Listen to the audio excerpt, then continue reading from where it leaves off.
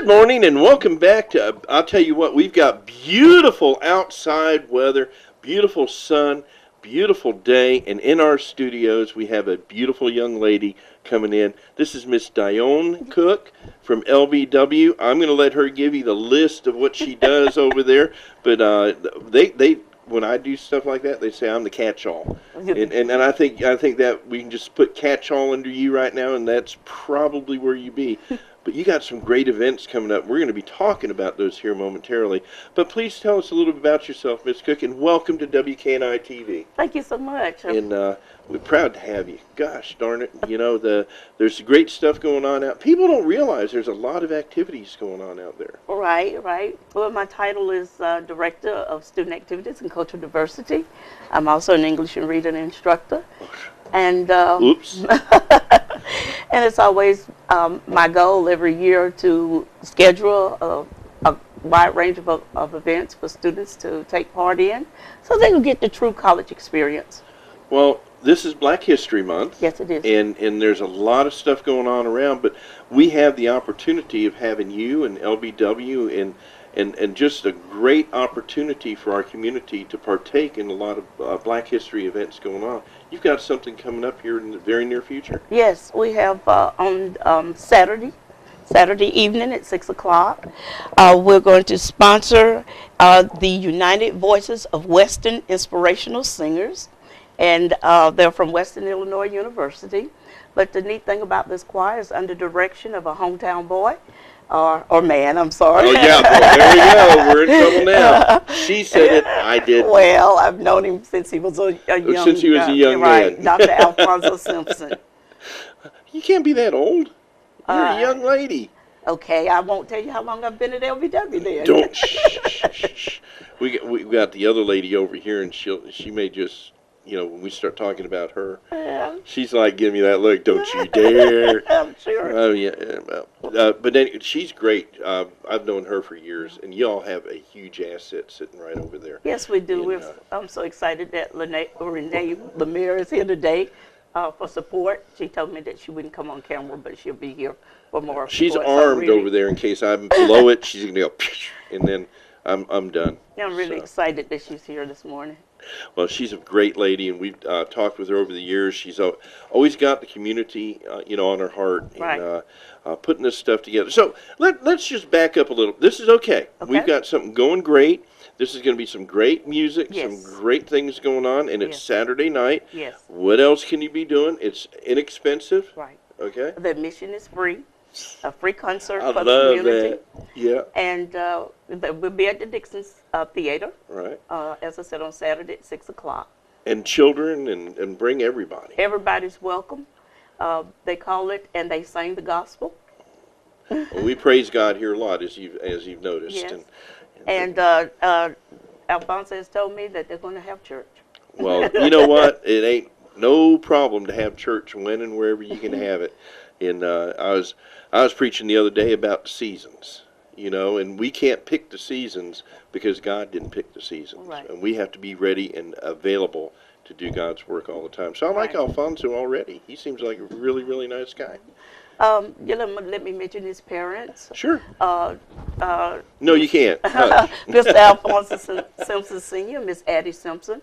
And the reason I want to mention them is because Miss Addie, of course, has been in our school system for a number of years. Careful. As art instructor. And she's also worked with the Upward Bound program at Lerling B. Wallace Community College. And so we're really excited that Alfonso's coming to town. Well, let's just touch on a little bit something here real quick. Over the years, the Black History Month, I remember there was never a Black History Month. I remember there wasn't, you know, a lot of recognition for the history for black folks. And bringing people in from our community that have succeeded in being involved in bringing this out during that particular month, it's a great thing because, you know, it's there, it's true, it's actual history, and it's stuff that's been forgotten for years and years and years. And who was it that said something about invented electricity first or something? Or there's one of the doctors. Anyway, it's always been the Edison or whoever it was given credit for it, but actually it was a black person that created the thing, and it's been quiet because that was the politically correct thing to do Of for course. years. Well, Carter G. Woodson started Black History Week back in 1926, and of course his idea was to, for everybody to learn more about the accomplishments and achievements and the contributions that African Americans have made to the United States history. A lot of that history is not discussed in our textbooks, of course, and of course his vision after that was to expand it. So it did expand to Black History Month in the 1960s. So, you know, we could have a whole month long, but certainly Black history is an integral part of American history, and it certainly needs to be acknowledged and celebrated all year long, not just in one month of the year. Well, we're down to one Tuskegee Airman now, Yes. and bless his Yes. heart.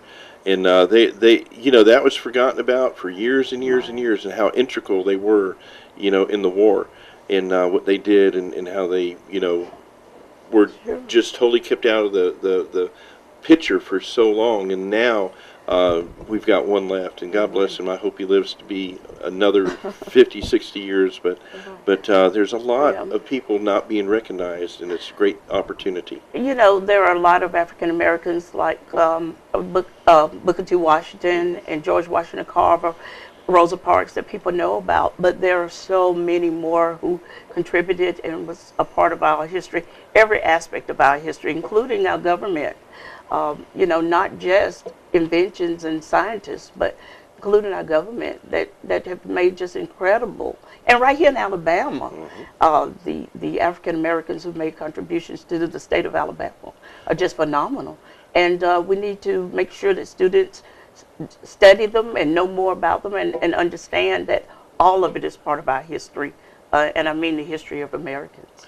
Well, the history is important to know, so you know where you came from and where things happened and where the truth was. And you don't make the same mistakes twice, they say, if you know. Sometimes my wife says I have a lot of history, 37 years with her, but I still make. Be nice, Renee. She's over there going, I bet. But it's so important that we know what our true history is. And, you know, I can go on, too, with a list of you know, African Americans that have especially in the state of Alabama, that have been huge. And now we've got a huge mark in our history books for an African American President of the United States and a First Lady and family in the White House. And you know, just tells you, you know, where we can go with all this. But we need to keep American history, you know, in line with the truth. That's right. And being able to bring this out and have it there in front of everybody. And in the South, it's tough because, you know, it's a little tougher than it would be, you know, out west or up north, it seems. But it's breaking a lot of ice, you know, bergs, as I call them. And LBW is doing a great job with what you got coming in this Saturday, and Alfonso is a local guy. I think I know him. I think I met him. You probably have. He's a graduate of Andalusia High School, and you know, he left to go to college, and then, of course, as I said, landed a job at Western Illinois University. And I was just really excited that he had started the choir. His family's wonderful, too. I think I'm getting to start, you know, as old as I am, you young ladies don't understand, you know, when the person gets on, things just get fogged up here. But it's a great thing to have local people coming in and bringing the culture back to the community. And we're going to take a quick commercial break. And folks, if you want to find out anything about what's going on at LBW, I have been informed. All you have to do is jump on the internet go to lbwcc.edu.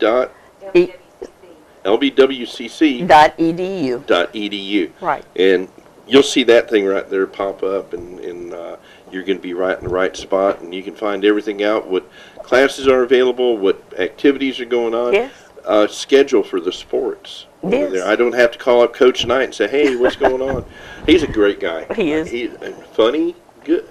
Man, I'll tell you, I don't know. He lost his momentum when he should have been a comedian. You know, he's a very funny person.